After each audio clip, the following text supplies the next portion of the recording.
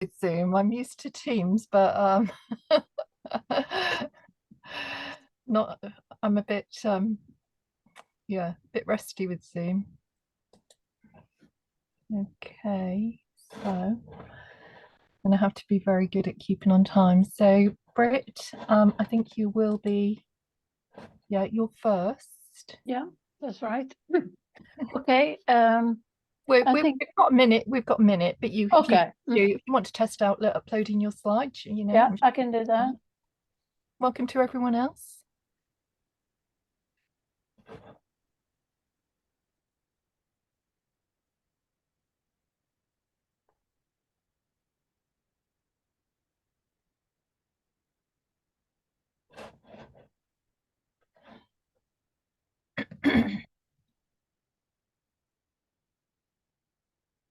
No, I can't see you, but I can see.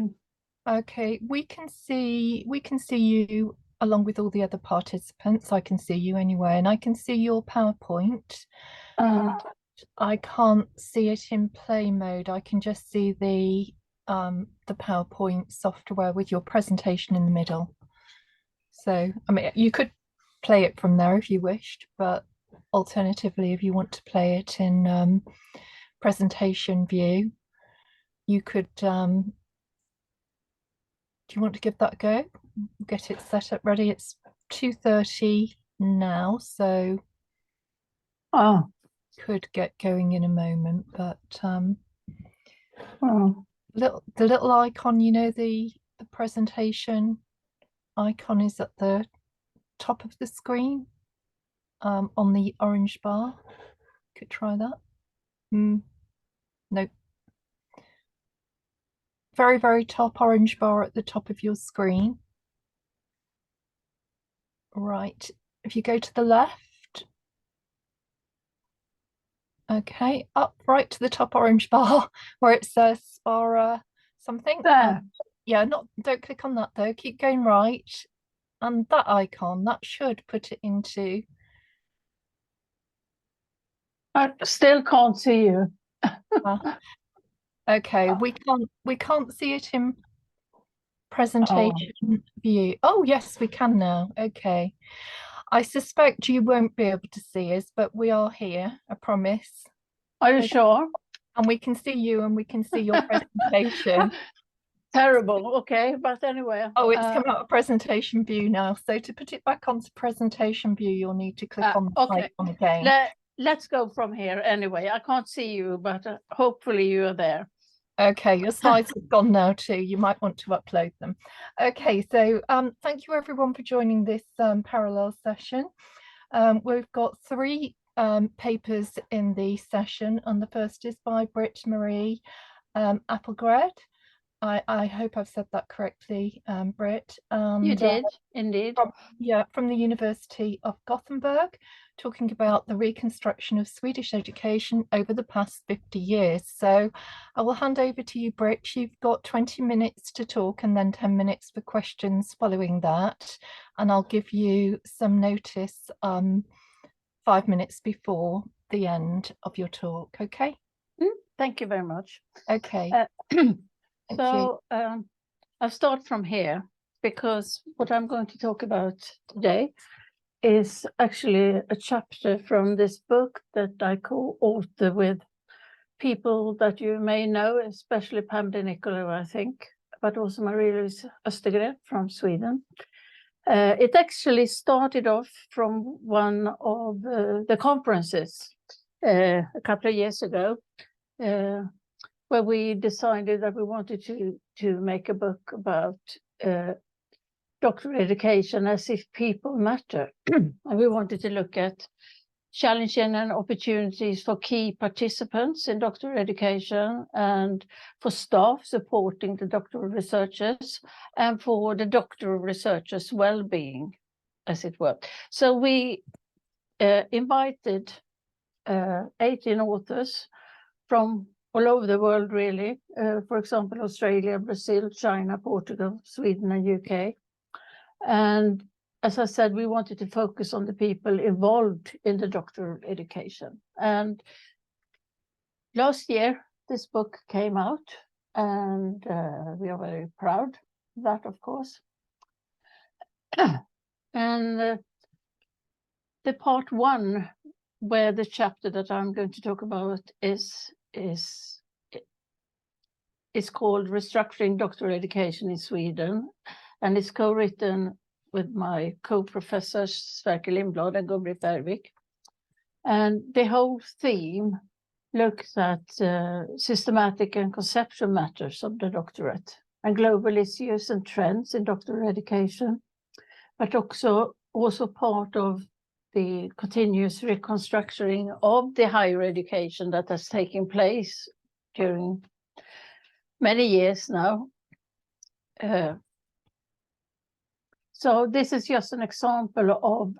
Sorry, Britt, I can't see the slides. Do you want to... Can't you? No. Do you want Okay. to try them again? Yeah. Sorry. Do that.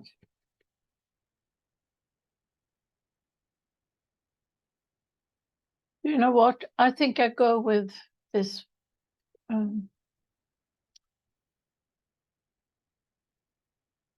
So,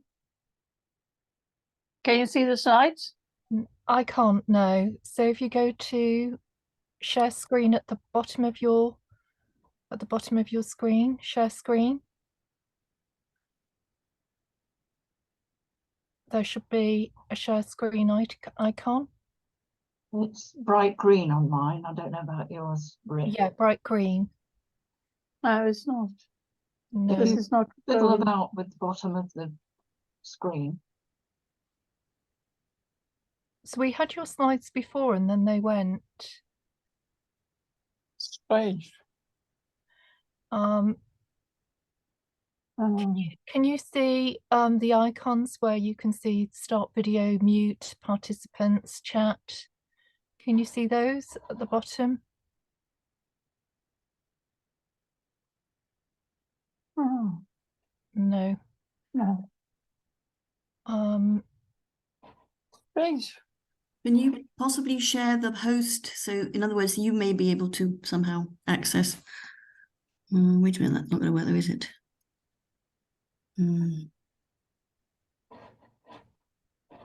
Buttons where you can unmute and mute yourself, or the participants, the chat box. It's close to the chat box. Yeah. Sharing the screen is a green button. Can you see it? No. No. Britt, what can you see on your screen? Oh, sorry. There we go. It's up. There we go. That's fine. If I just kind of... Hooray, it's there. Yeah, I think I used this one instead because it's not working, unfortunately. Anyway, did you see that one? We can see it. We can see it now. Have you seen this one before? No, but... No. Okay. But I talked about it anyway. So what I'm going to talk about today, because I think I had to rush this a bit, is about the chapter that I co-written with my colleagues, Sverker Lindblad and Gun-Britt Bergvik.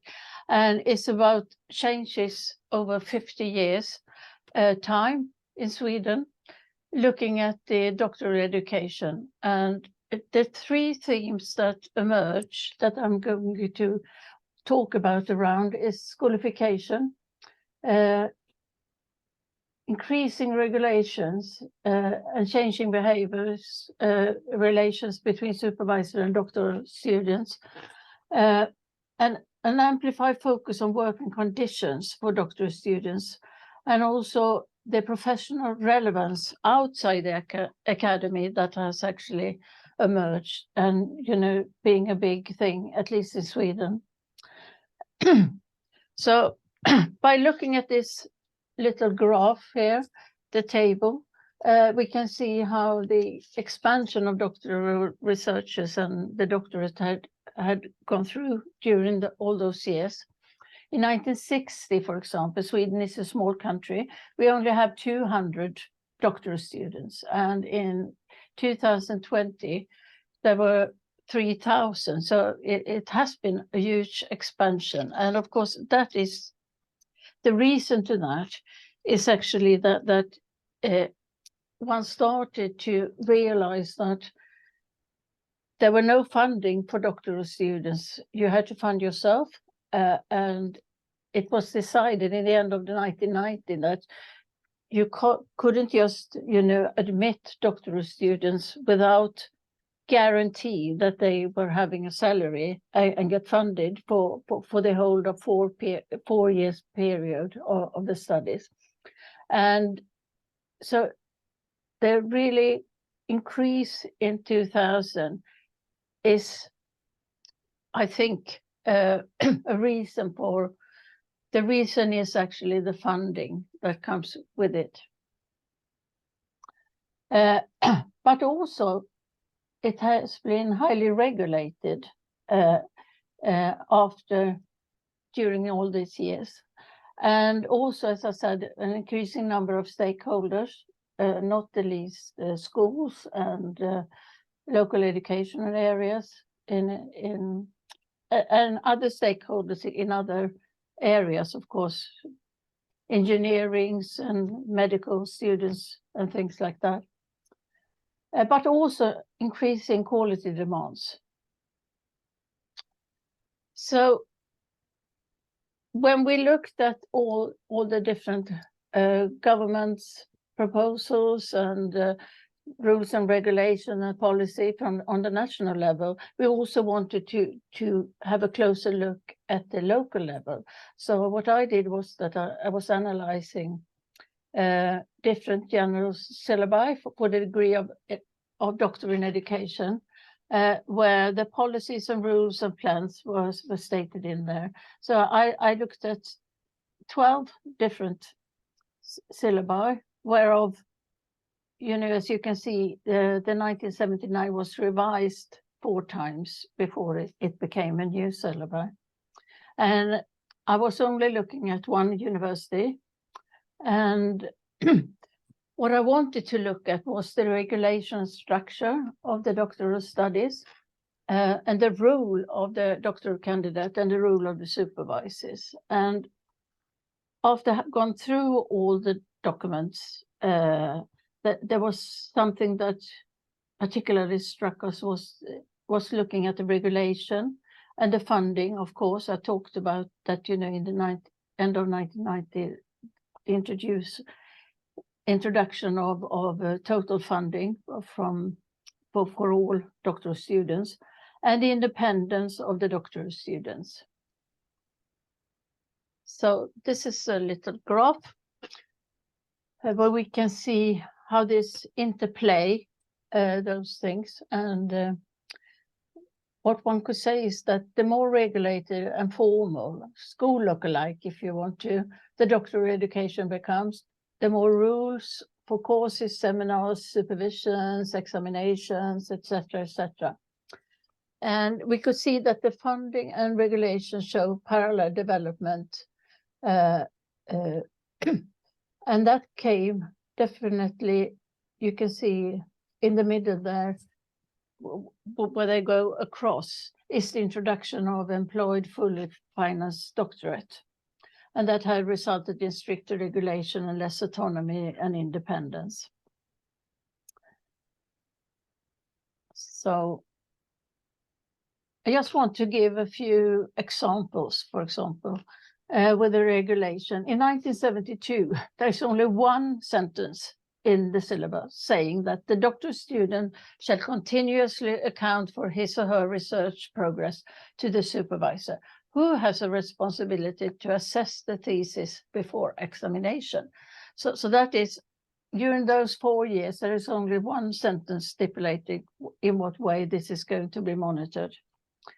And then if we go 10 years later, it says that it has to be one seminar during the research study period. And then 10 years later, after that, it says that the research should be discussed at 2 seminars, a planning seminar and a seminar close to submission. Then going in after the introduction of the funding, we can see that it increases. There had to be discussed at 3 times seminar, the planning, the mid, and the final seminar, which is similar to a mock viva, I think. But from 2016 to 2021, you can see it's amazing how much is going to be filled in. So apart from the what is stated in the syllabi, it also refers to, I think it's 6 different regulations, national regulations, and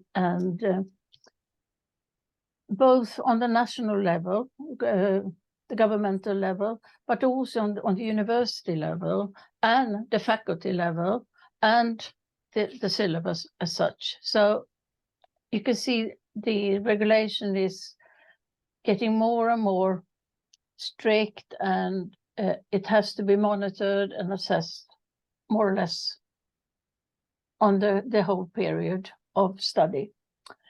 Also, if we look at the... Sorry, 1 minute. 5. 5, okay.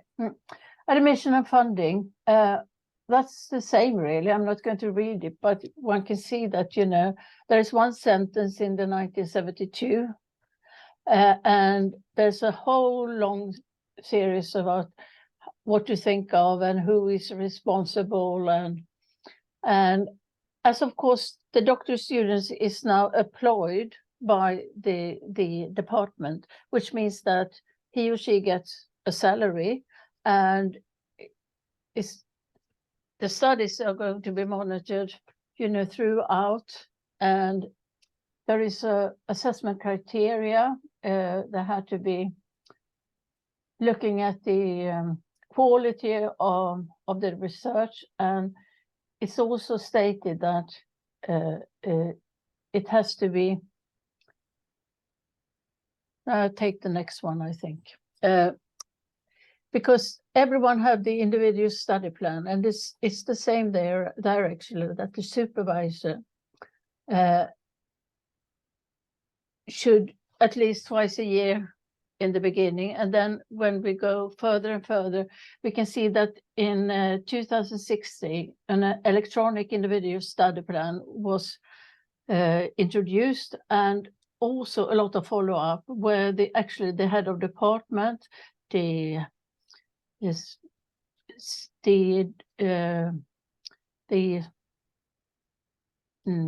director of studies and the supervisors all had to evaluate and assess this individual study plan. So what can we say? The major changes in the doctorate over the 50 years has been the transformation, I think, from you know, quite loose forms of governing to a very highly targeting policy making and high governing of the PhD. And as the social relevance have been increasing, it's also puts pressure on, you know, not only the PhD thesis, but also on looking at the doctoral researcher as a strategic resource for the department and university, and they are expecting to produce and help out to finance the department, you can say. And also, as there have been more doctoral school, graduate schools, where the doctoral researchers are employed by employers outside, it's been more demand from the external stakeholders. And the international focus not only, you know, has in fact actually affected the whole life, because as I said before, the doctor students are mainly writing compilation theses where they publish articles, and that helps the department to get better rates and points. So what does this all lead us to? Well, I was going to say a stressed and overloaded doctorate community. And we can see that several times. I had a quote here, but I don't have time to go through that, but it's from the Doctoral Research Union, where they can see how they find that all those goals and expectations and objectives and everything, obligatory courses and seminars, are making them stress a lot in their focus on further. And I was just looking at, because this was a small little study of 12 syllabi, I was also going into the Swedish Higher Education Authority, who had a report this year, and I could see that the same kind of things comes up here. That they want to evaluate and look to the graduate schools. They want to look at the individual study plans, and they also want to look at the working conditions for the doctoral positions, and how they are both employees, students, and teachers often as well, simultaneously. How that involved, and affect the working environment as such. So, to conclude, what we found was that it followed what had been found internationally, and you have seen, all of you as well, I think, a massive higher education, increased social demands, internationalization, economic incentives, and a lot of quality assurance. And we see similar trends are also found, as I show you, in higher education authority evaluations. And we found that, the doctoral students and supervisors, they had to navigate between pressures from national legal action policy and higher educational regulation and traditions. Then, at the same time, we have the academic traditions that are still there and kind of is wobbling around with all the new demands that are added to it. And also the international and national and local external agents and factors are actually affected the doctoral students' research and also well-being, actually. So we see a risk that this may hinder autonomy, creativity, and individuality, which we think are the core of the academic doctorate. So I say thank you for listening. Thank you. Thank you very much, Britt. Very interesting. I'll just put my camera on.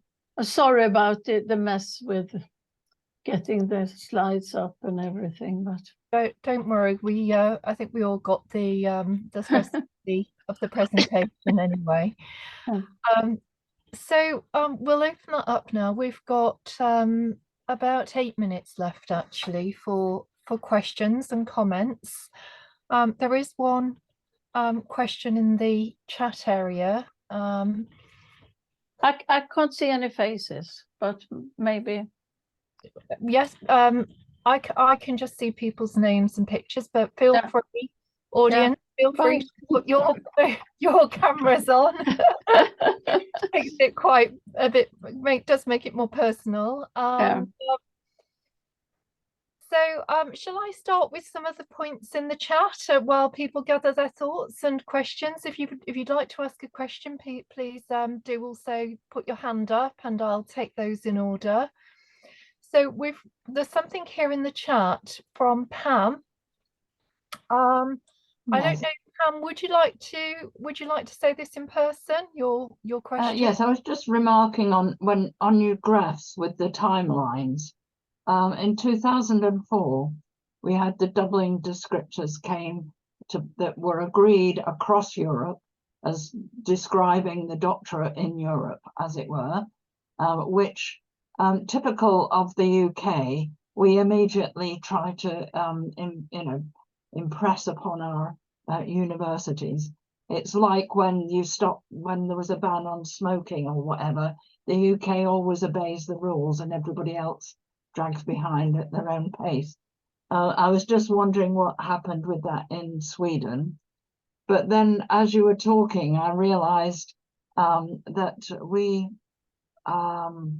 we've always been jealous in the UK that you have your doctoral students funded, and also granted the honour of being members of staff instead of students. So we like those bits, but obviously they come with a double whammy of having to work and do research at the same time. And I've had twice in my life had to work in departments, health departments, to help academic staff get their doctorates because they had come from another profession to teach in higher education, and the universities wanted every academic to have a PhD. And they had this, it was difficult supervising them, because one minute I'd be asking them to take on another course and teach, and then I'd be asking them as a supervisor to do more research. So they were in that kind of position that your doctoral researchers are. Would you like to? Of course, there is always two sides of it. I mean, I say it's mostly positive, of course, and I didn't have time to show the slides, but there's one slide saying that, you know, what's the positive thing with it, and that is that 85% of our doctorates, you know, when they have graduated, they got a job straight away, and 40% of them within higher education as well. And I think it's because they have had time to teach, and they could prolong their studies when they are teaching. So I mean, it's good and it's bad, because they feel so stressed being, you know, both teacher, doctoral students, and keep it. But I think the thing that is most worrying for them, because I've been a director of studies and the pro-dean and so for doctoral students as well. So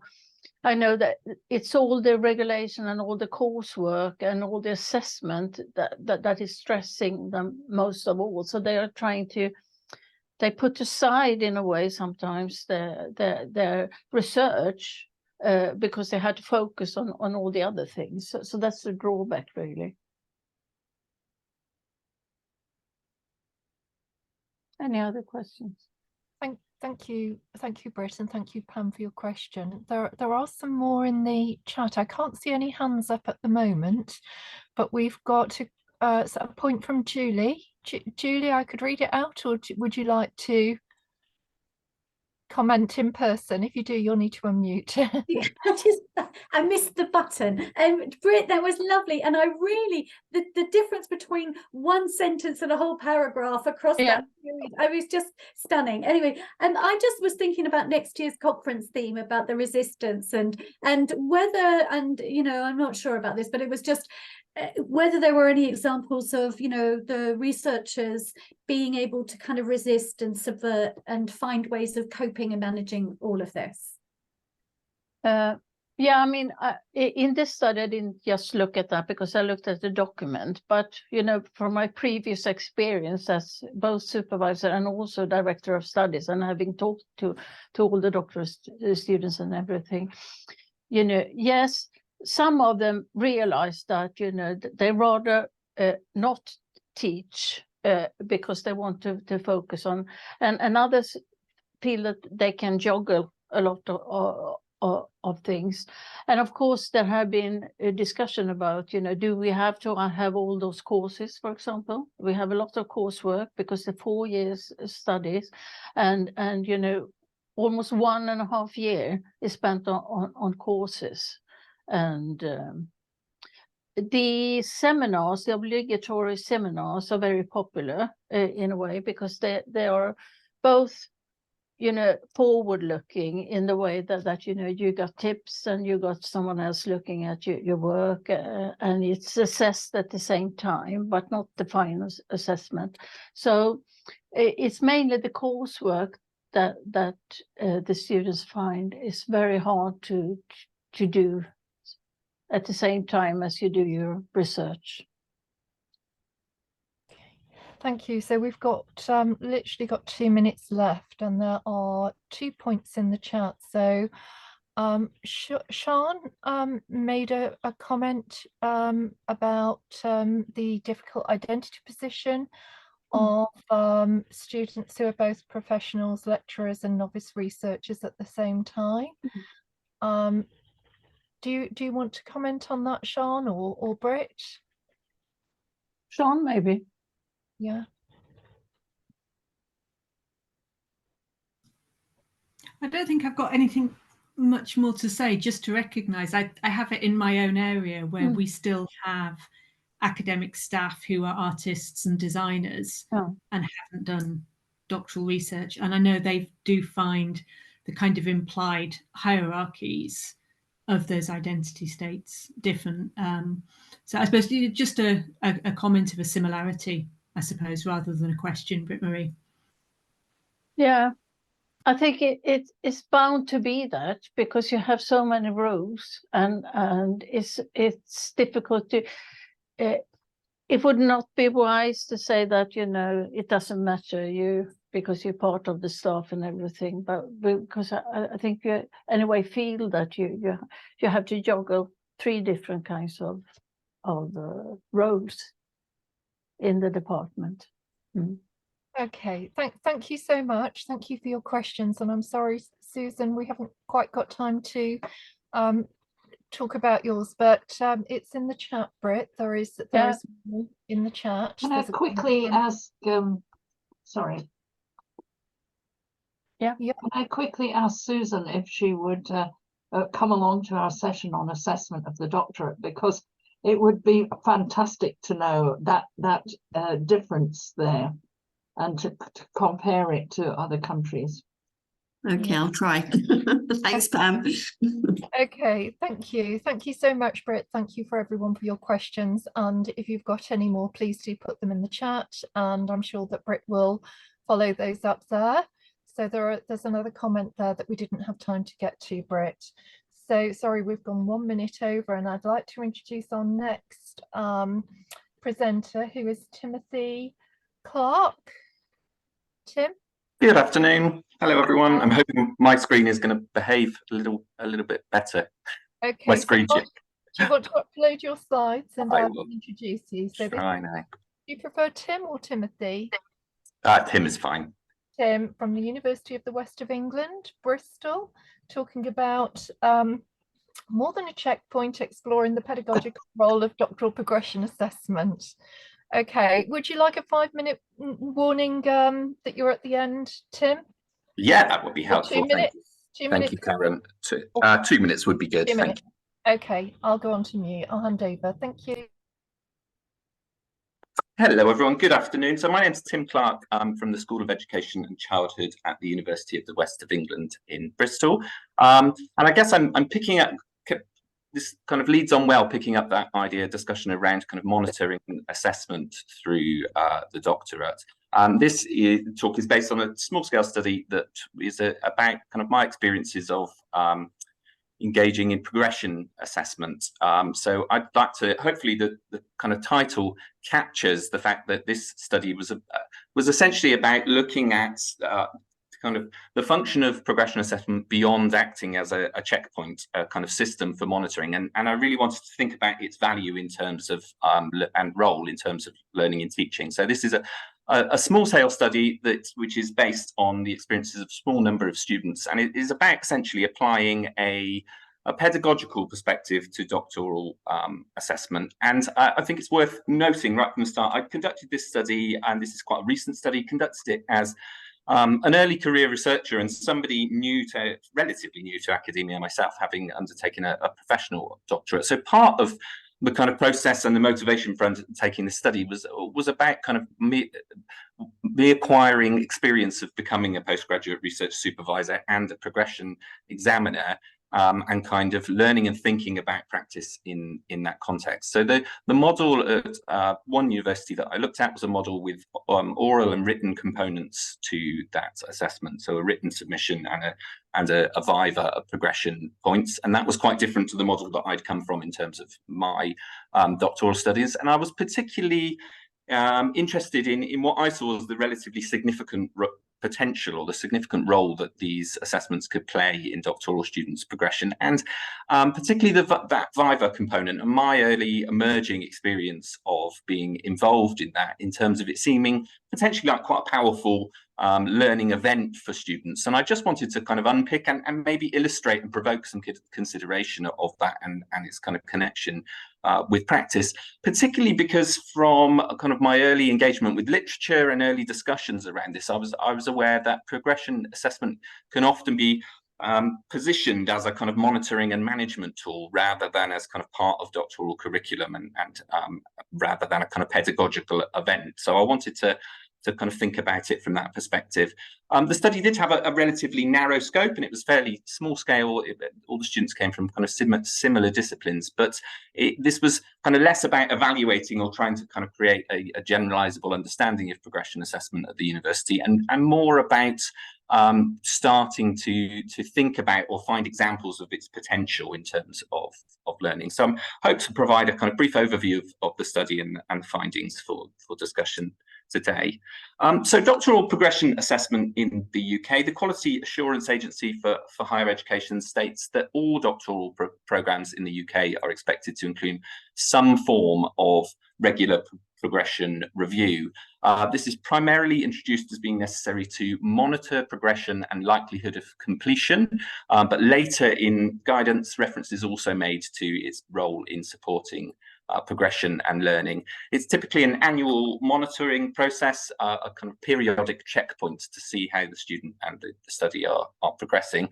But there are no standardized criteria or processes for progression assessment in the UK. So individual institutions have autonomy to design those processes and how they're going to approach that, which to me seems that potentially then more information, more understanding in terms of that as a process could have utility kind of beyond my immediate context. And those assessments may include variations in written and oral examination, depending on the decisions of the university. The initial progression assessment often represents a more formal event and is often used to determine transfer to or confirmation of doctoral status. And I know that similar processes exist internationally in other contexts in terms of that. So the first aspect I looked at in terms of this were the kind of discussions about the purpose of doctoral progression assessment. And actually, I was able to access quite limited empirical work relating to progression assessment. Actually, I was able to identify 3 studies in the UK, all in the past 3 years, that looked specifically at progression assessment, and there was quite little empirical work beyond that. And most of that work highlighted or sought to challenge aspects of a tendency to view progression assessment primarily through a pragmatic managerial lens rather than as a learning event. So, for example, Dell, in a study published this year, highlights an assumption that doctoral progression assessment improves continuation and completion rates, but that there is limited evidence and analysis to support this or create understanding in relation to that. And it's not uncommon in some of the literature to hear discussion about its relevance to metrics or to HESA returns, for example. So this led me to the thinking that potentially that risks deficit models of assessment that focus only on identifying unsatisfactory progress rather than supporting students' learning. And in the literature, progression assessment has been conceptualized as a tool for institutional quality control, a bureaucratic process, a managerial system, and potentially even a restrictive structure in terms of supporting students' progress. So consistently, literature expressed that understanding of purpose and thinking around purpose of progression assessment is important. Bartlett and Isasel kind of succinctly capture this in an autoethnographic perspective on progression assessment, which they title "Why Do I Have to Do It?" That kind of discussion about what's it for, who's it for. And the other aspect of context that I was interested in terms of this was understandings of process. So those approaches to progression assessment vary by institution, including terminology that's used and whether there is a Viva component or whether it's a written assessment. So it may be referred to as things like probation review, transfer review, annual monitoring. In some cases, students may just complete template forms to update on their progress. That was the model that I'd experienced as a doctoral student. In other cases, there may be submission of chapters or written reports or Viva examinations, all of varying lengths.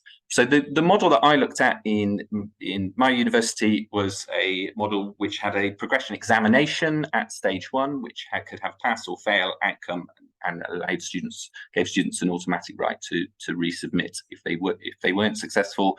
Students are allocated 2 examiners who are independent of the supervision team. They submit a 3,000 to 6,000 word written report relating to their progress, and then they have a Viva oral examination. There's no stipulation in terms of the time for that oral examination, but most students in the study reported that being between 1 and 2 hours. And then at subsequent stages, so generally on an annual basis, there are progression reviews where there remains an external independent reviewer who has a review meeting with the student, and where there are additional submission of written components. So typically, the common approach is that questions are prepared in response to the written submission, and those form the basis of the oral examination. That did vary slightly. For example, there was a student involved in the study who delivered a presentation at their oral examination, but generally it was a kind of question and answer format. And there are university-wide milestones related to this. So things like the examiners are looking for the researcher, whether the researcher has developed an appropriate knowledge of research methods relevant to the area of research. So they're making decisions in relation to set criteria. So in order to look at this, I adopted the idea of assessment for learning as a framework to think about what were the examples within the student's experience that kind of illustrated the learning potential of their progression assessment. So I adopted an understanding from Williams' 2011 paper where assessment for learning is conceptualized as being responsive, adaptive, constructive, and effective. So that's to say, assessment for learning should be informed by what the learner already knows, respond to the needs of the learner, meet learning needs, affect future performance, and be supported by a quality of interaction which has the potential to enable the learner to take ownership and be active in managing the process. That understanding was within a context of doctoral assessment as being seen and doctorateness in assessment as being seen as complex, contextual, and disciplinary, and difficult to code into technical criteria-based models. And I also approached the study with an understanding of dialogic assessment in relation to the Viva component as being about more than conversation, something that involves shared reasoning, relationships, and responsibilities. So essentially, the lens through which I was looking at the student and perspectives and experience of the assessment was thinking about how student experiences reflected progression assessment as an opportunity for assessment that could support learning rather than was simply an assessment of their learning. So the study involved interviews with 6 doctoral students, all studying in the social sciences or humanities, and these interviews all followed a recent experience of a progression assessment. The interviews were a maximum of 1 hour in length, and as I highlighted earlier, the narrow scope here was reflective of the fact that this was a kind of initial exploration of how this might illustrate the potential for assessment for learning rather than trying to kind of evaluate the model.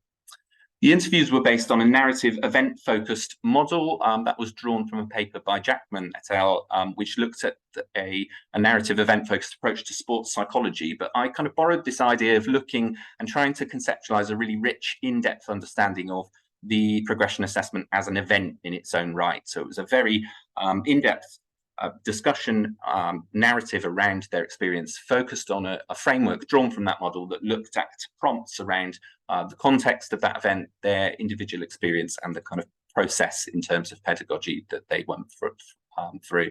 And the interview looked at 3 stages of their experience. So looking initially at their progression, their preparation and the writing of their report, then their experience of the Viva itself, and then the kind of follow-up feedback and reflection of the experience there. And the theoretical framework was used as part of a two-stage iterative analysis process, which initially involved developing short vignettes based on each student's experience, really because I wanted to kind of capture that narrative as a whole and that kind of journey through this part of the assessment, and then thematic analysis, returning to those transcripts and looking at those thematically. I was trying to avoid kind of individually kind of picking themes out of the context of the kind of rich narratives that were there, which is why I kind of approached that in two stages. So what did I find out from this? So important initially to say in terms of context, all of the 6 students that I spoke to had been successful in their recent progression assessments, and 5 of the 6 really conceptualized their experiences in an overwhelmingly positive way in terms of how they felt that supported their learning. What was perhaps interesting was the one student who didn't conceptualize it in quite that same way, very much reflected an experience of something which echoed understandings of assessment of learning. So discussion around things like felt like I was tested. I felt like they were trying to catch me out, and I felt I felt like I was stupid because I didn't get the first question right. That kind of discussion. Whereas all of the remaining researchers talked very much about a model that was consistent with this kind of understanding of assessment for learning. So the first kind of key point in relation to that was that it was generally conceptualized as a valuable dialogue with what was kind of understood as experts in terms of those examiners. So the doctoral researchers valued dialogue with what they perceived to be methodological and disciplinary experts. After the event, they typically reflected that this discussion had represented an important learning opportunity for them. One key aspect of that was they particularly illustrated this with discussion related to engagement with reflective, invitational, imminent coaching format questions. What they found valuable were the opportunities to justify and reason about their decision making, rather than to have questions where they perceive there to be looking for one right answer. That was specifically highlighted and differentiated by the students as differentiating this from an experience of assessment of rather than for learning. And it was interesting that in some cases they were students expressed some surprise. They went into those Viva meetings expecting to have tricky questions or be being caught out in terms of that, but found actually quite constructive dialogue happening. Second key point here is that there were lots of examples of dialogic assessment as being seen to have a potential role in creating opportunities for reframing and disrupting in existing understandings. So some of the students credited their progression Viva with changing their approach or their framework and allowing them to see things in a different way to the way that they'd seen those previously. So some quite powerful examples there. And then finally, effective assessment appeared to have the potential to support a sense of autonomy, permission, and motivation in relation to their study, conveying an important message that students should own their studies and own their decision making in relation to those. And in relation to that, there were also some discussion around the kind of importance of a sense of psychological safety in terms of in those spaces in allowing that to happen. So examples of students talking about moving from feeling quite anxious about being caught out in these meetings to feeling quite supported and empowered, to kind of shifting their understanding in terms of their ownership and their autonomy in relation to what they were doing. So I just want to kind of illustrate those 3 things with some of the kind of quotes from the participants who were involved in that. So firstly, that value of dialogic assessment as responsive and constructive and supported by invitational and reflective questioning. For example, Andrew differentiated quite minor differences in wording of question between asking, did you consider capturing that in relation to part of his study, differentiating that from why didn't you do it? As for him, being framed in a way that was supportive and invitational and allowed him to kind of justify and explain his approach, rather than kind of having the connotation that there was a right or wrong way of doing that. Judith conceptualized the Viva itself as being like mentoring or coaching. I think that almost like mentoring, which is mini mentoring or mini coaching sessions, is just really helpful. And Ruth talked about the importance of talk in understanding and rethinking, and framing that as a professional conversation, allowing her to articulate the choices. So there was lots of kind of positive, constructive conceptualization of dialogue as being important in that assessment.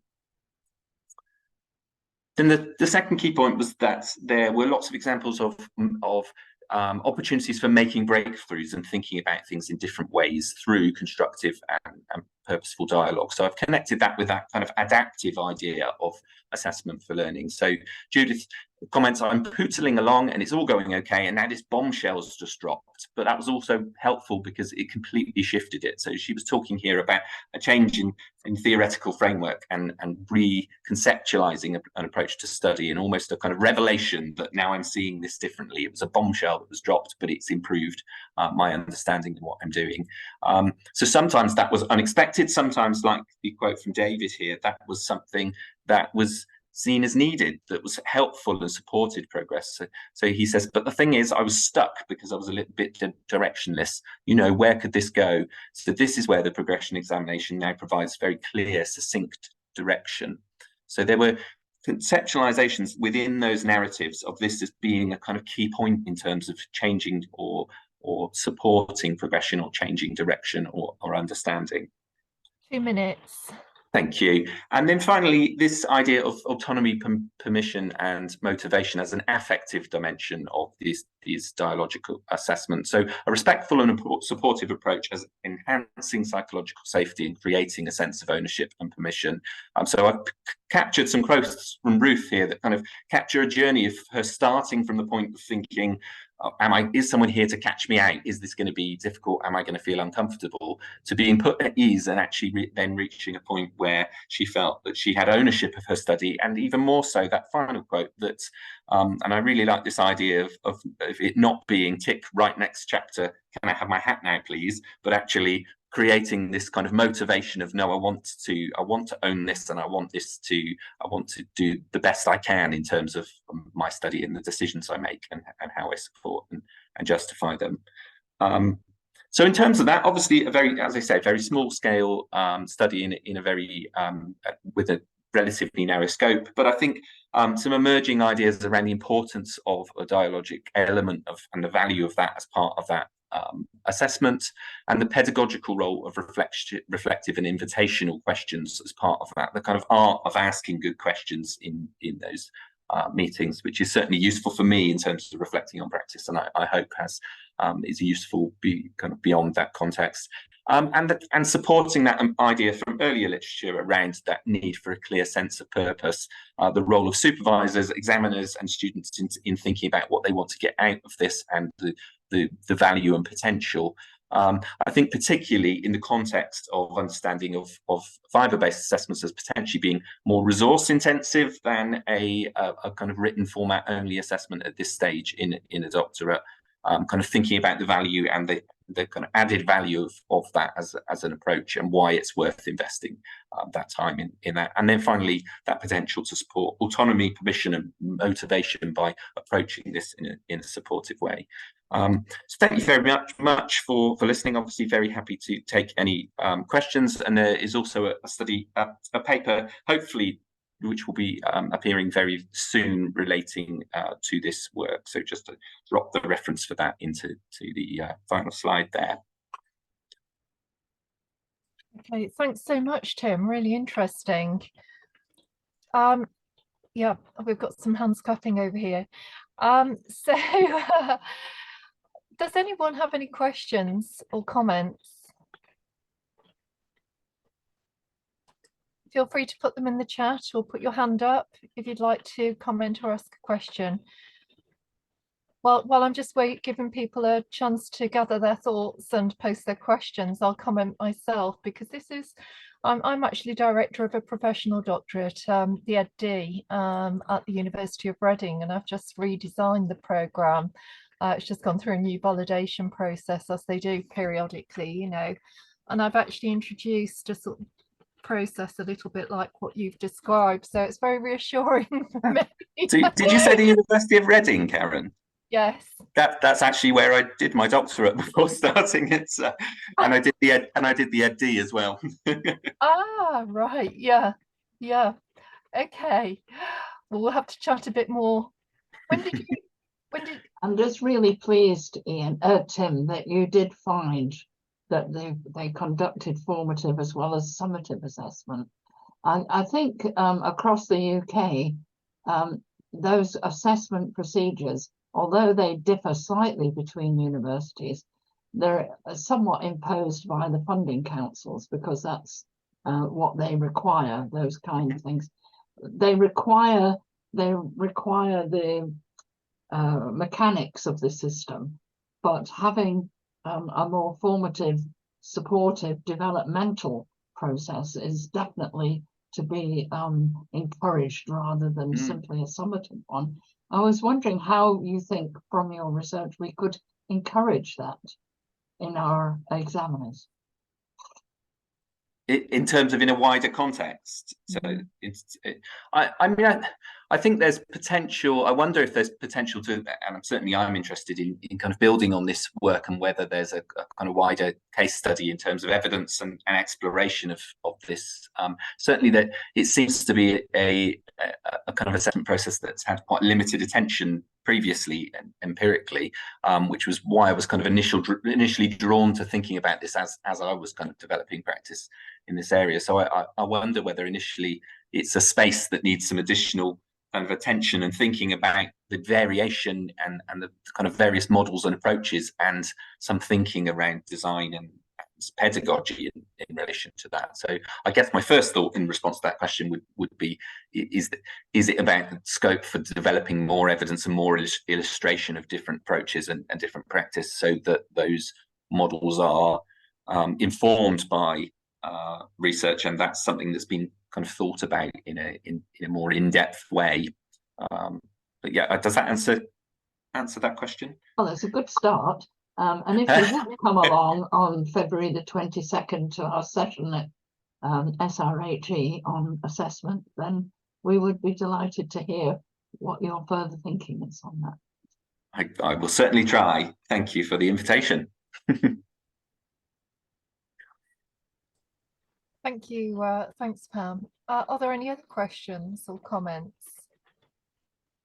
Britt, yeah, I just want to comment that, I really liked the way you put it, the coach format questions and dialogue with experts. I think, two really nice expressions, and which actually just catch the formative learning of assessment, and how empowering that is. Your quotes show that that's really empowering. And I was thinking of, the planning and the middle and even the final seminars that we have, how important, especially the two first, are, with just that kind of frame that you described there, that you actually learn from things and you grow and you get empowered. So it was really interesting to listen to you. Thank you.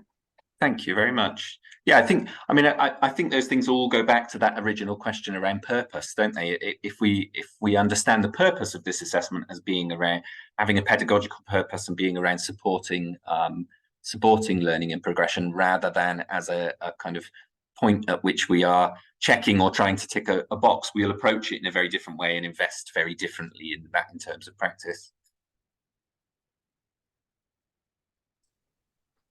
Okay, I can't see any other questions or comments, but we've just got a couple of minutes, so do feel free to ask any questions or put your hand up if you want to comment.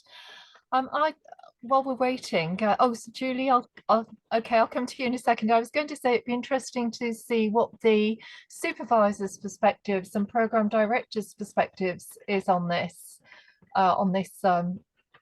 progression, this kind of checkpoint, see if they have the same perspectives as the students themselves. Okay, Julie, I'll hand over to you. No, it was because Sian has written a question that thought that was going through my mind, and it was where she thought, so I wanted to speak, but I wondered if there was any training and development as well. What preparation went in for the reviewers? Thank you, Julie. So in this context, reviewers do have get a small amount of training and input as part of the kind of mandatory doctoral supervision training at the university. So there is some attention to it and some discussion when academics first become doctoral supervisors in terms of how does the university frame it and what's it for. That's kind of a small component of that, but there certainly is some input in terms of trying to have some kind of collective sense of the purpose and kind of function of progression assessment. Okay, apologies, I had missed 2 comments in the chat, so I think there was a delay with them showing up. So Sean, you've just mentioned Sean's point about the training and development for PGR progression reviewers, and Susan mentioned that there's a source that you can't quite remember the name of, but there was a study into how doctoral supervisors usually emulate their own previous supervisory experiences. So I don't know if you have anything to say in response to that, Tim? No, I don't think so. I mean, that sounds that I'm sure there is some kind of synergy between our previous and certainly I guess part of the motivation here in terms of approaching this was thinking about it in relation to the previous experiences I'd had as a supervisor. So this is very kind of much, it had a kind of developmental aspect in terms of my thinking around this as well. But no, I'd certainly be interested in that work. Maybe that's something I'll have to do some searching for after and see if I can find out what that study is. Okay, all right, thank you. You just have to say that I did used to train supervisors at Reading as well as elsewhere in assessment, and that was the main thrust of the training, was to get them to be helpful. Can I just remind people, well no, they won't need reminding, 100 years ago when I did my doctorate, we didn't have any assessment all the way through. So you had to wait 3 or 4 years before you found out whether you were getting anywhere or not. And you could fail at the end. So it's much better, I have to say, to have something to let you know whether you're on the track or not. So I just wanted to remind people of not having any assessment at all. Thank you. Okay, so thanks so much, Tim. Really interesting, thought-provoking presentation. I don't know if you're in the Birmingham sessions, but I'll if you are, it'd be nice to catch up with you there. Okay, so we've got Kieran presenting next. This is the last presentation in this session. So Kieran, do you want to get your slides ready and I'll do a quick introduction? Yep. So Kieran, yep, okay. So Kieran's here from the University of the West of England, Bristol, and is going to talk, well, you can see the slide on the screen, going to talk about precarity and doctoral supervision. Yeah, so can everyone see my screen okay? Yeah, you all right with that? I can see it fine. And you mentioned you'd like me to give you a 5-minute warning, is that right? Yeah, that'd be brilliant. Yeah, so thank you very much. So I'm actually joined as well today by 2 of my co-authors, so Ewan Mackenzie and also Alan McKinley. Unfortunately, Tracy Scurry couldn't make it today. So our paper then is reimagining the role of doctoral supervision in challenging, precarious and demanding careers. And really, this is our kind of work in progress paper. So we'll really welcome any comments or questions or pointers, because we're sort of trying to work through this as a team at the minute. And so what I'll be talking about, the actual structure of the paper, which me and you and Alan are going to share, is first of all looking at doctoral graduates within the higher education labour market, and then think about hope labour in higher education, talk about scholarship as a vocation, think about some of the tensions within doctoral supervision, and then finally we'll have some time for questions and comments. Okay. And so I think it's helpful just to actually scope out the sort of current employment pathways for doctoral graduates. And so all of these figures that I'll be talking about come from the most recent report from Vitae, where they look at the graduate outcomes from 2018 and 2019. Okay, and we've got our references slide at the end. And so effectively, it's pretty sort of good news in the sense that 90% of doctoral graduates are in work or in further study. However, sort of effectively echoing the patterns within bachelor's graduates, people who have studied STEM are more likely to be in employment or further study than the people who did not study STEM. And if we look specifically at the cohort which is talked about by Vitae, effectively we've got just under half of doctoral graduates are working within higher education, 10% in other research, and then just over a quarter then in what they term common doctoral occupations. However, that then does mean that there's a subset of doctoral graduates who we would argue are effectively underemployed. Okay. And people who have an arts and humanities doctorate, they were the least likely to need their doctorate for the job that they're in now, and also the least likely to use the skills that they developed within their doctorate in the job that they're currently in. And so if we then look more specifically at those doctoral graduates who are working within higher education, different disciplines are more likely to be more specific within the roles within higher education. So people who have graduated from STEM are more likely to be in research roles. People who have studied arts and humanities and social sciences are more likely to be in teaching roles. However, because it's not that much good news, Vitae report that effectively there's no sort of safe space within higher education. Research roles that are more likely to have STEM graduates are more likely to be fixed term. Within teaching roles, which have more arts and humanities graduates, within those roles, it's the arts and humanities graduates who are more likely to be in fixed term within those teaching roles. So effectively, there's not a sort of, if you're going to go down one type of pathway within a doctorate, then it's going to be sort of safer, or you have a higher chance of actually having more secure employment. Okay, so that's the sort of current picture for the recent figures from Vitae. And so if we think more broadly about the sort of nature, I suppose, of the higher education sector in terms of employment. So it's characterized by competition, it's characterized by challenges, and it's that sort of ever decreasing level of autonomy that academics have because of the increased influence effectively of neoliberal managerial practices. And so research from the Wellcome Trust, whenever they asked academics to describe their career, they talked about it being a risk. And so it's risk in terms of the funding publishing culture, the need to actually move around a lot. Personally, my son's 7 and he's lived in 3 countries already, and also lack of employment stability. And what we can see within figures from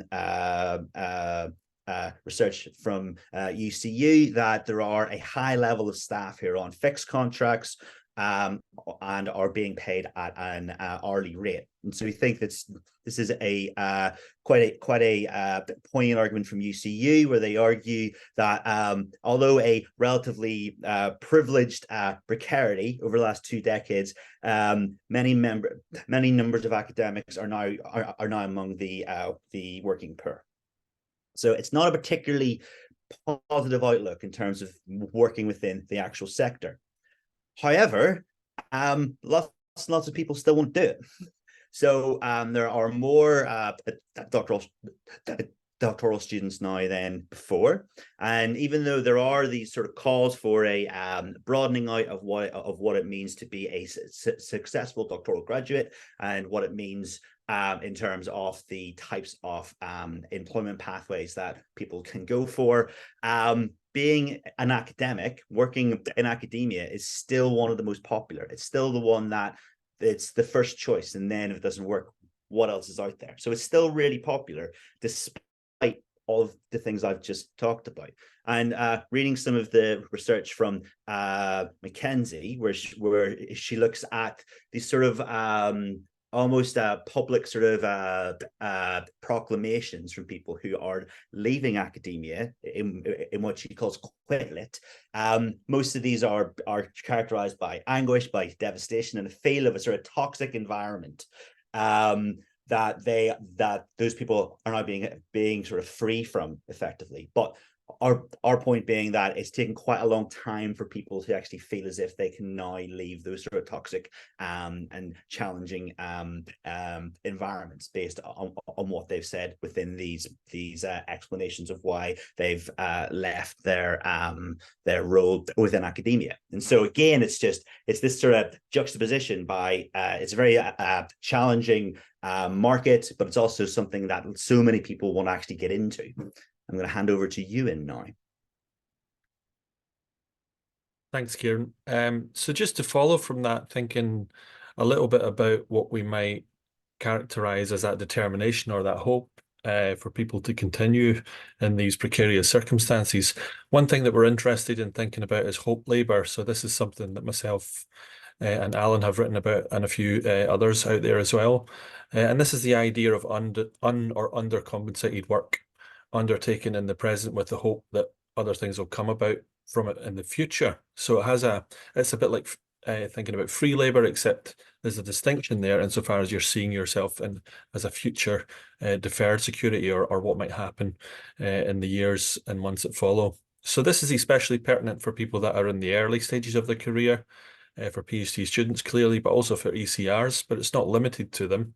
I think what we notice here is that this space for hope labour is expanding really, and that comes in line with the growing sense of precarity in the sector.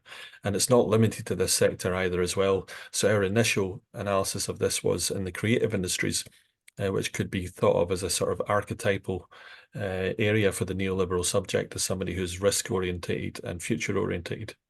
So what this shows us that the insecurity is shifting onto people as socially engaged, future-orientated subjects. And often we find that people put that pressure on themselves. So Judith Butler's work, The Psychic Life of Power, discusses that process where individuals might be more self-critical than critical of the structures in which they are partaking, and which are obviously, as we know, quite unfair. So this, broadly, we can see this practice at the early career stage, particularly amongst doctoral students, assuming more responsibility for structural ambiguity, becoming, if you like, entrepreneurs of themselves, as Foucault has described it. And it's reinforced by technologies of the self, such as the career, the idea that we should be working on ourselves as almost enterprises in a sense, learning and engaging with others in order to accumulate that wealth, if it makes sense, to deploy at some point in the future. But the important point here is that hope labour legitimizes a lot of these inequalities. Investing in it means that you're diminishing the value of labour in the academic sector more widely. If, for example, there is a pool of free labour to pull from, then of course it's also a threat to those who are already in employment, because the value of that labour may be cheaper to find elsewhere if it can be brought in and used. So that's worth thinking about as well. Okay, next slide, Kieran, please. Thank you. But importantly, it's not just about the neoliberal subject. It's not just about future deferred security. It's also about confirming one's identity and vocation. So we find a determination in here about people who want to do that kind of work, that are animated by academic labour and the pursuit of creating something that they see as just and meaningful outside of economic frameworks. And here we have a quote from Nick Megoran and Mason in the UCU publication called Second Class Academic Citizens. It's published recently. Well, recently, I say recently, it's 2020, 3 years ago. Quote, academics are highly motivated people drawn into the profession by a sense of wanting to make a difference to the world by research and teaching. And it's the idea that that vocation is being abused. So in that abuse, we might argue that Hope Labour points to some of these processes where labour turns into human capital, where it is about turning labour into valuable experiences that promise learning and identity formation. And also the idea that labour turns into, if you like, a series of risk strategies that people might deploy, hoping that some of these come off, if that makes sense, and that these investments will actually pay off, despite the odds against that. Okay, next slide, please, Kieran. Thank you. That's great, thanks. So Berlin describes a broader situation, cruel optimism, i.e. the exploitation of desires and hopes, not just regarding individuals, but for academic labour more widely. And this is the idea that casualised academic labour is not a rite of passage. It's actually a business model, and we should think about it in that way. But more often than not, we might understand Hope Labour as something that has to happen in order for people to accumulate whatever development opportunities they can. And we can also think about the experience of anxiety and uncertainty as something which, if you like, animates our agency towards practicing things like Hope Labour, working for free, in the knowledge that, you know, the chances aren't great. However, there is a chance, and of course, we may be able to gain more security if we do practice it. But I think crucially with what we're trying to look at is how does this impact on doctoral supervision? What kind of advice should we be giving our doctoral students? And what does hope look like? How do the intersections of the sort of neoliberal transformation of the university sector marry with this idea of a vocation? And that's where I'm going to hand over to Alan, who's hopefully with us, who will take us through that next part of our presentation. Yep. Kieran, can you move us on, please? Thank you. Of course, individual supervisors can absolutely not solve these problems in any meaningful way, but nor can they run away from them. And some of these issues, of course, they're inherent in the nature of academic work. And we're going to point to one exemplary conversation that Max Weber had with a group of graduates who wanted to undertake research or teaching as an academic career in 1920. And he argued there, of course, in science as a vocation, which is better translated as scholarship as a vocation, on how to navigate university labour markets, both in Germany and in the US. So he argued that you had to understand the labour market in order to be able to understand the career, your career as an academic, as a moral and economic project. And he talked very much about the possibility that the universities were special places, and insofar as they had this authority, massive authority, which could accelerate rationalisation, accelerate the disenchantment of the world, and turn everybody into what he saw it in his darkest moments: specialists without spirits, hedonists without a heart, non-entities who have imagined they have attained a stage of humankind never before reached. So there's hubris as well as achievement involved in the university career. But what he argues is that the more we practice as academics, we have to be conscious that we can be stripping away the moral aspects of the career as a vocation. Kieran, could you move me on, please? Just under 5 minutes, actually. In fact, just over 3. Thank you. So what he wants is a set of conversations which the individual has with themselves, if you like, about their economic trade-offs, and be relentlessly idealistic about what might be and should be possible morally. But by the same token, accepting that in terms of a career progress, he talks about the cold passion of the professional as the best individual response to relentless rationalization, the best individual way of securing some type of academic career, so long as this was paralleled by a vigorous and collective defence of scholarship as a vocation. A sense that the more you succeed at as an individual academically, the more your career flourishes, the greater the requirement to protect the vocational aspect of an academic career. And that requires uncomfortable conversations, it seems to me, seems to us rather, which are about the economic and moral hazards of university employment. We've heard much about those economic conversations from Kieran and Ewan about the backdrop to it, but the moral hazards of a university employment, I'm sure we're all too aware of what those might be. And back to Kieran. All right, thank you very much. Yeah, so just to sort of reiterate, we were thinking about the sort of role, I suppose, actually of supervisors and how sort of crucial they are within a whole range of different aspects and stages, I suppose, of the actual doctorate. And certainly one of those is around the role of employability, effectively, and to support and to guide doctoral students as they're thinking, as they're reaching that sort of point whenever they're going to go into their sort of next sort of stage. But the question that we always come back to then is, well, how do supervisors support employability within the precarious and challenging contexts? And it's almost like a sort of ethical or sort of like moral issue of how do we support and prepare students whenever they're trying to sort of enter such a challenging environment. And really what we sort of think is that, well, there's a whole set of tensions that effectively supervisors face within this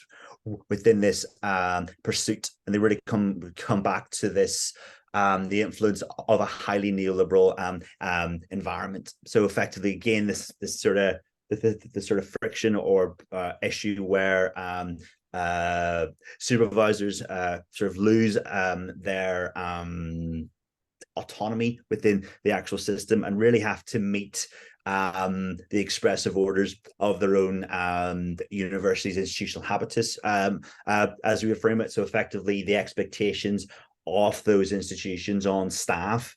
So the actual supervisors have to meet those expectations, and so they lose perhaps a bit of their own autonomy, or their agency is effectively reduced or curtailed based on the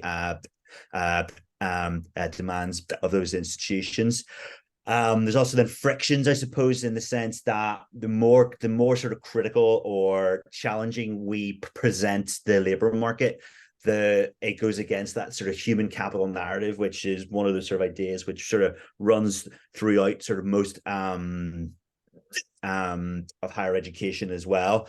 And we're not, doctoral students aren't exempt from this sort of marketized system within higher education. So their fees are actually very important as well to universities. And probably something which is also quite challenging is that supervisors are also part of the system. And so they can be the more sort of like successful people within the system. So the precarity and the survival may seem normal and actually reasonable to these supervisors as well. So, but we do also argue that these actual conversations with students are actually still really important, and we sort of draw on Hooley's arguments within social justice and careers, that if we take a sort of neutral stance within a system that is unequal and reproduces inequalities, then we actually support that actual reproduction rather than actually questioning it. And certainly the work from SRHE, where they adopt that framework when they think about the types of conversations we have to have with students when we're trying to increase their levels of resilience whenever they're actually whenever they're planning to enter the labor market. It's absolutely crucial. But again, it goes back to that sort of issue or debate about, well, how do we have those conversations based on the actual tensions which we've outlined? And that is us. Thank you very much. Thank you. Thank you. Okay, thanks so much. Really interesting talk, another really good talk. So we'll open this up for questions and comments. We've got 8 minutes left actually. So feel free to post those in the chat or put your hand up. Do you want to take your slides, Oh yeah, I can stop sharing that. Down to Kieran, and then it would just mean that we can see everyone a little easier. Do feel free to put your cameras on, everyone. Don't be shy. Okay. Let me just see the chat. Let me have a look.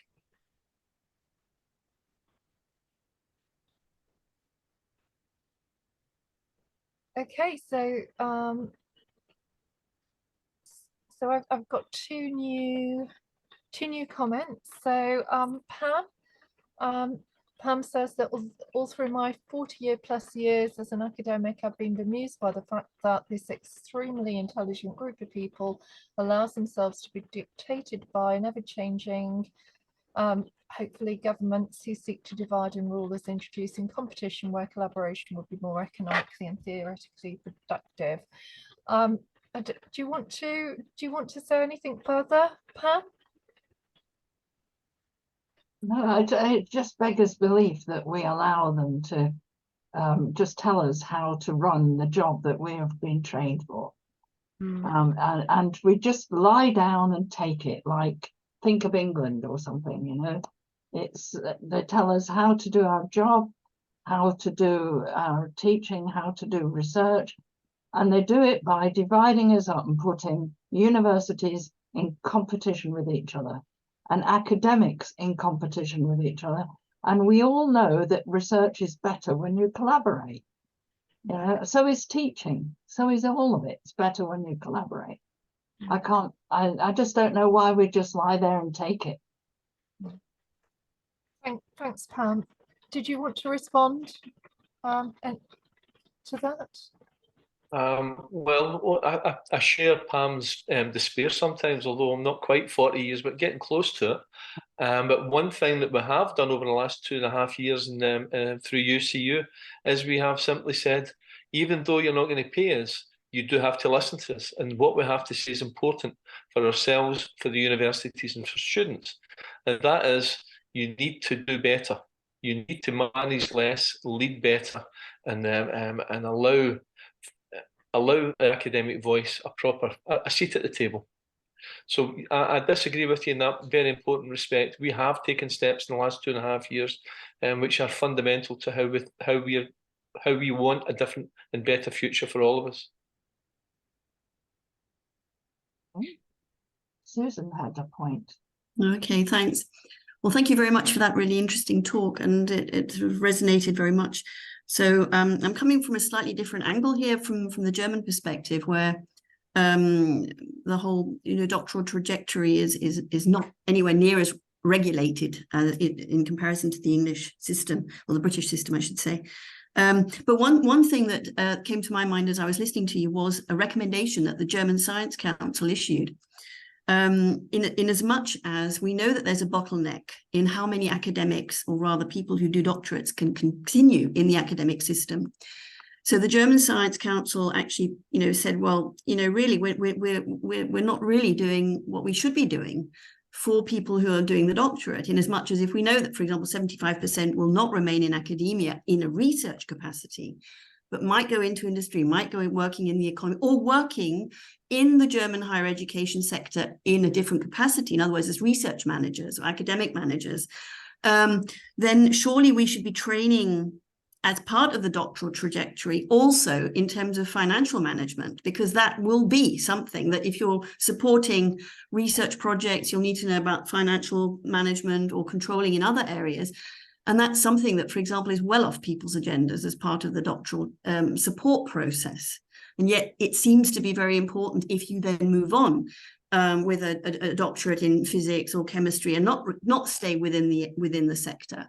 So I was just wondering whether that kind of a discussion about other skills and competencies is something that is coming into the discussion in Great Britain, because it certainly seems to me that it should be at least part of the discussion, simply because there won't be that many places for people to continue in the sector per se. So I can try and respond to that. Do interject, Alan and Kieran, if you think I'm talking nonsense. But anyway, yeah, I think that one of the issues here that we're seeing is, well, the the aspect of transferable skills, if we look at other examples of Hope Labour, particularly what we've looked at in the creative industries, then what we see is somebody who is trying to mix up different skill sets, different jobs, different possibilities, in the hope that they will be able to sort of manage a very precarious labour market.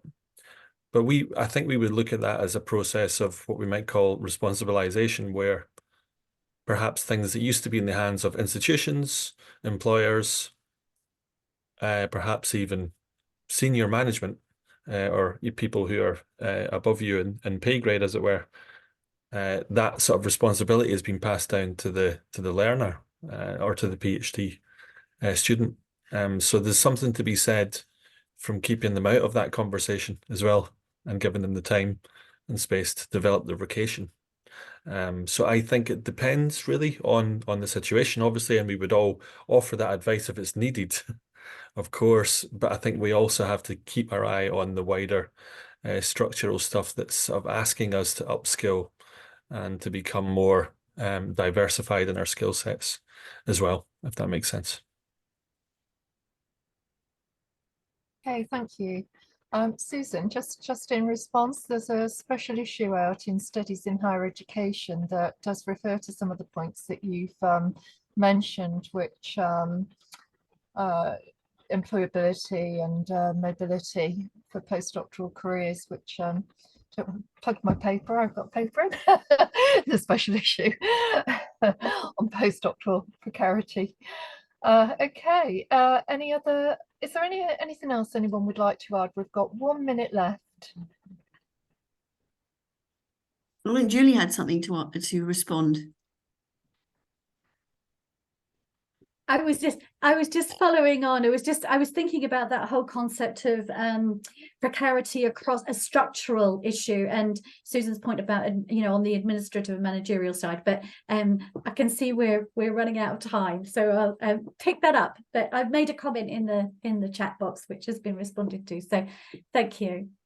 Okay, that's brilliant. So, well, thank you very much, everyone. It's 4 o'clock. I'd like to thank our speakers, to Britt, to Tim, and to our Kieran and Ewan and Alan. Thank you so much, and for everyone for your contributions to the discussion. So there are more parallel sessions running if you are happy to switch into those now. So thank you very much.